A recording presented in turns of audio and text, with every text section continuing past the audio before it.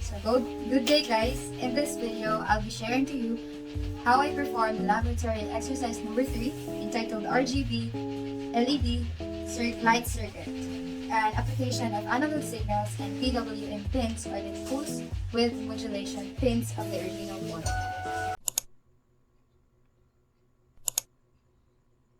So now let's proceed to part 1, which is the circuit, and first thing we should do is connect the common cathode pin of the RGB LED, which is the longest leg out of the 4 legs, to the GND of the Arduino board using a black connecting wire.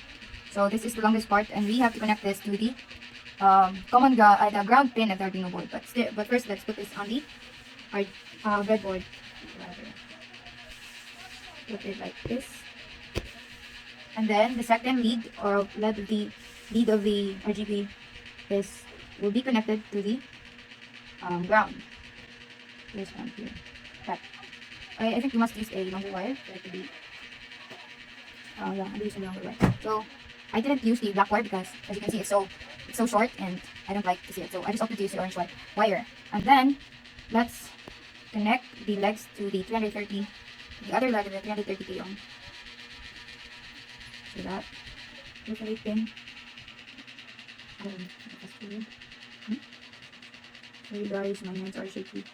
It's just normal. That, and then the other one.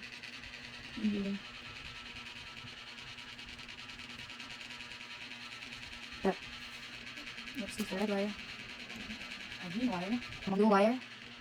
Next is the blue wire. So this first lead of the other end of this 230 ohm resistor, following the lead of this RGB, will be connected to the digital pin 11. So let's count 8, 9, 10, 11. And for the green wire, let's connect this here at the end of this second 230 ohm resistor, and will be connected to the digital pin 10. And then for the last one, the blue one, will be connected to the digital pin 9 here. So basically, this is the formation of our circuit, and now let's proceed to the code. So this is the part 2, the code, and this code is, I only copied this from our laboratory manual since it was given, and there were informations about the code, and I just comprehended and then copied the code directly. So using this cable, USB cable, I'm going to transfer the code from the computer, from the Arduino software in the computer to this Arduino hardware. Like this. Then connect to the computer. So, and it lighten up, so it means there is communication between the Arduino software and the Arduino hardware. Now let's try to verify, and then upload the code to the Arduino hardware. Then after uploading, let's see what happened to the circuit. So this is the circuit, guys, using the code I have provided earlier. So therefore, the circuit and the code works perfectly fine. And yeah, these are the colors: green, purple. These are the colors emitted by the RGB light: red, green, blue, yellow, purple, and white. That's it, guys. So let's try using a different PWM pin of Arduino, and these pins are the one with tilde marks like this. And let's try to move the wires from the original pins to the other PWM pins in Arduino board, and let's see what happens to the circuit. And also, let's try to use a non-PWM pins, and let's try to observe what happens if we use those pins. In this part, I opted to use the PWM pins 3, 5, and 6 for red, green, and blue respectively. So let's try to transfer everything first. So for the red wire, let's use the digital pin 3. This one. 0, 1, 0, 1, 2, 3. And for the green wire is 5. So 3, 4, 5. And for the blue wire is 6. Done. So as expected, the circuit will not function since we also need to modify the code first. Yeah. So now let's proceed to the modifying our Arduino code. Now let's proceed to modifying this code according to the changes we did in our circuit. So as for the red pin of RGB LED, we used PWM pins 3. Now for the green is 5. And for the blue one is 6. And now let's try to verify and upload the code and observe what will happen in the circuit. And voila, after changing the code, the circuit already functioned. And what if we try a non-PWM pins? What will happen to the circuit? So in this portion, I will be using the digital pins 13, 12, and 8 instead of a PWM pin. And let's observe what will happen to the circuit. So let's transfer this. For the red one, I'll be using 13. 8, 9, 10, 11, 12, 13. And for the green one, I'll be using 12. And for the blue one, I'll be using 8. So as expected, the circuit is not functioning since we need to modify the code again according to these changes we made. So now let's proceed to the code rather.